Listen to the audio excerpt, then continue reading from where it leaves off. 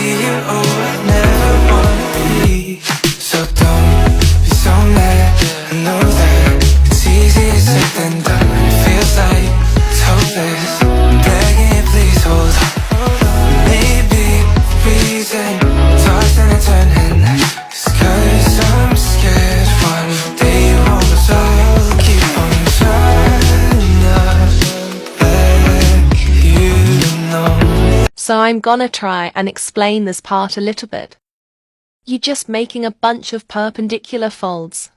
One to the side, one down and back to the side. One to the side, one down and back to the side. Then form the ring part. It's helpful to wrap it around a marker or your finger.